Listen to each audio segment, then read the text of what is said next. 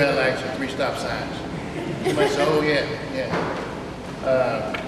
I also was on the first bus that came into Montgomery, at the bus station. And also was the captain when we got put out on. You hear me? Yeah, what's your name? What's my name, Catherine? Bill Harbor. William Harbor. I also was in one of the cars when we got put out on the railroad track early one morning in Alabama and Tennessee line. And Bull Connor took us out of jail. But let me just talk about one thing that I always remember when I come to this church. I remember the night that we was here for the mass meeting, and it was about 1:30 in the morning, and things were happening outside. Yes, sir. When you close the doors, it was dark, and you see these beautiful windows, and you see the firebombs, and cars being turned over, and people hollering and saying all kind of things, and Dr. King in the basement, and everybody running and trying to get in contact with Attorney Kennedy and President Kennedy. It was telling the Freedom Riders, I want y'all to go up in the choir stand. I want you to get on each side and hide, just in case they come in. And y'all be hidden in the choir stand. I remember that, well, 1 and 2 o'clock in the morning, finally the National Guards came in, and they took us out on big buses, big trucks. Big trucks, big army trucks. Had these long, if you saw the picture, they had these long guns and bayonets, and we got on those trucks and headed out. 4 or 5 of us, 4 or 5 trucks. And also the people, the citizens that had cars here, they had to get in the line along with the National Guard so they could get home that night. But I remember everybody started turning off, and the National Guard was taking us to different places, and we didn't know where we were going. And a lot of people in this city would not volunteer to take us and let us spend the night, because they was afraid too. But the truck I was on, we went down the street and they said, get off.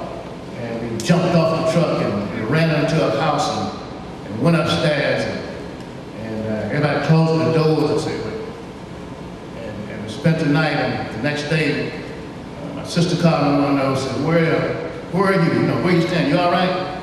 I said, I'm at Dr. Harris's house. All right. Dr. Harris? I said, don't worry about it. What's the name? I'm at the doctor's house.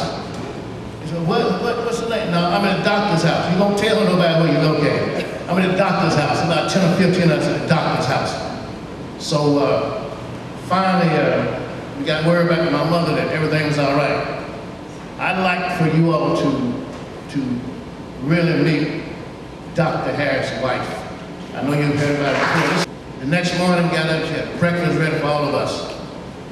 Additionally, she had a young daughter, which was about 12 or 13 years old, and I remember saying, Mom, who are all old people? Will you please stand up, please, man? I said, I hope you don't go to school and tell everybody that we got a house full of people up here. But my sister Elizabeth, my brother Charles, stand up. This is the doctor's house. They went, who is the doctor's house? Here it is, the doctor's house. My brother and my sister. I went on, after we left here, I went on to spend 49 days in prison in Mississippi. And after that, when I finished got put out of Tennessee State, sued the state of Tennessee and got put back in Tennessee State and graduated 4.5 years. I retired from the federal government in 1978 after 30 years. I do a lot of work with the Alumni Association for Tennessee State and also the community and the church. And Ms. Harris, I appreciate it. Thank you very much.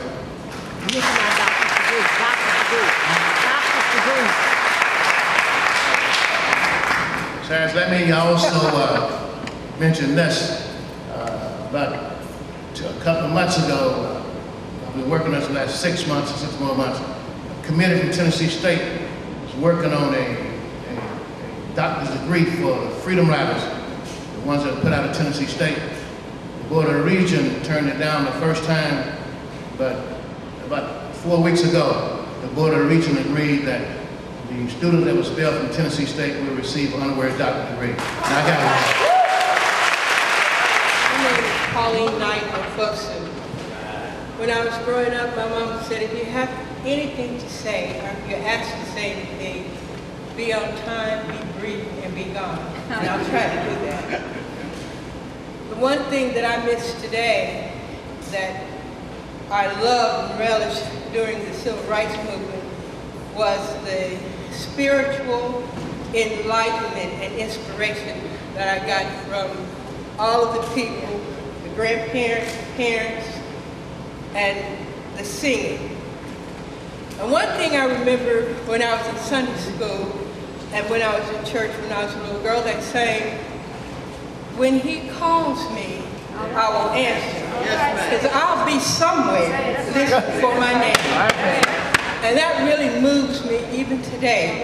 And I feel deep in my heart that when he did call us, we answered. Thank you so much.